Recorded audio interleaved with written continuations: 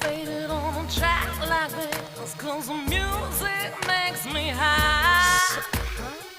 And if I only got one more night, I'm gonna leave out loud goodbye. This gonna be the type of night. What up, what up, what up? It's your boy, Mr. Vaughn. Mr. Vaughn, Channel Sweatbox, we back, we live, we active here on the channel. Yes, indeed, you know how we do. Still dodging those digital jabs. Yes, indeed. We here to talk about Season 5, Rick and Morty, Episode 2, which is called Mortyplicity, which is a play on the word multiplicity from the movie Multiplicity, starring Michael Keaton from the 90s. It might have been early. Yeah, it was in the 90s, because it was after he did Batman. Funny movie, man. It's a very underrated movie, actually, if you watch it. Michael Keaton's just gold. But this episode of... Look, man, Season 5 is starting out awesome. The first 2 episodes have been hilarious. I mean, holding my sides hilarious.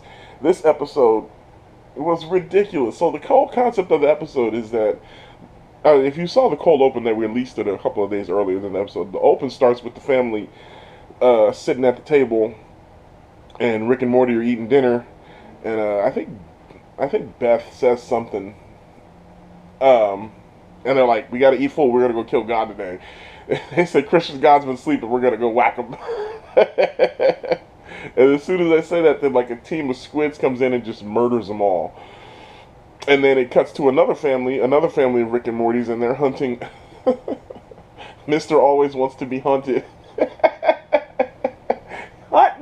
Hunt me is what he's yelling. Hunt me. And Rick stops Summer, who's got the laser. He's like, no, don't hunt him to completion, which I don't even know what that means. But yeah, man, it was too much. That was just the opening. And then Rick gets a little alert on his alarm, says, oh shit, somebody just killed the decoy family. So that's the concept of the episode. The entire episode is a bunch of different decoy families realizing they're decoys and then going to hunt down the other decoys, trying to kill them, and then it just turns into a Rick Sanchez family apocalypse where all the decoy families are trying to kill each other. Turns out there wasn't even no squid people. That was just a bunch of Ricks. That was just a bunch of Rick families disguised so they could get the drop on the other decoys. And it finds out the decoys, Rick didn't think the decoys would make other decoys. The decoys was making other decoys. I mean, this thing devolved into insanity so quickly. One of my favorite parts at the beginning, though, was when the family was leaving. They're all worried about the decoys. And Jerry's like, why does he want to be hunted so bad? They're like, you're still talking about that? Nobody cares about that. Mr. Always Wants to Be Hunted was insane, and he comes back at the end perfect. So all the different Ricks and Mortys is just warred with each other. There's one moment where they all think they figured it out, and they go to the house and they're about to kill each other, and they start to kill each other, and then a third Rick and Morty family just comes and flame throws the whole house and just torches the whole house, and Rick is like, look, they already started killing each other. And it's Summer. Summer's the one that realizes, what if we're all decoys? Every time they figure it out, Rick's like, fuck you, Summer.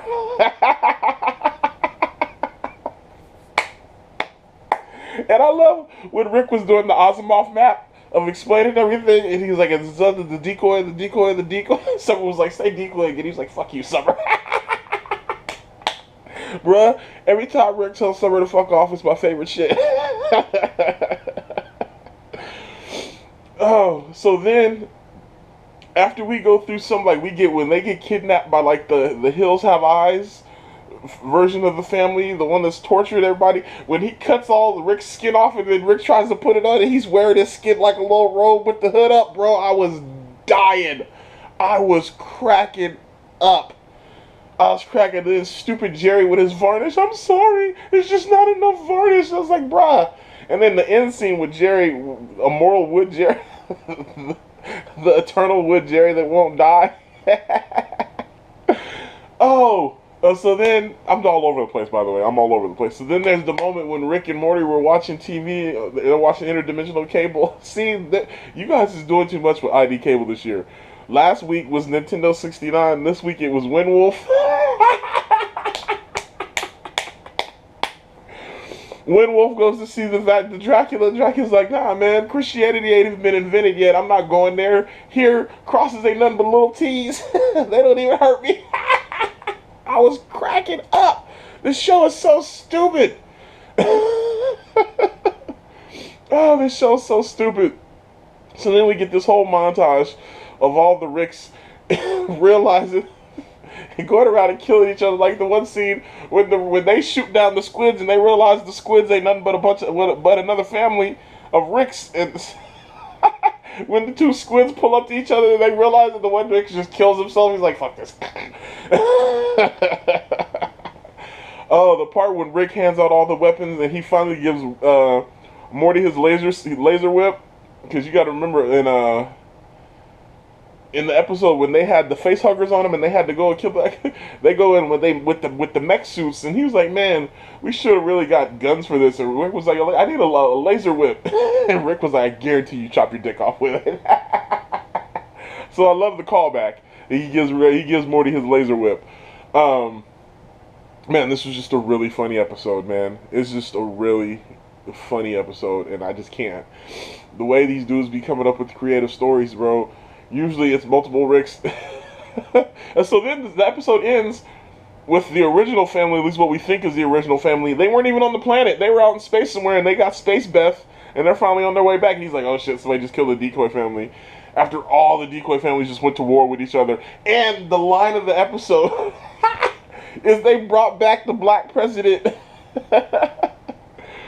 Voiced by my man, what's his name, what's his name? Oh, you gonna make me look it up. Let me see if I can remember his name before I have to, look it up. He was in The Thing with, he was in, that movie with Roddy Piper where he ends up fighting Piper in the street, he's been in everything. He's an American icon.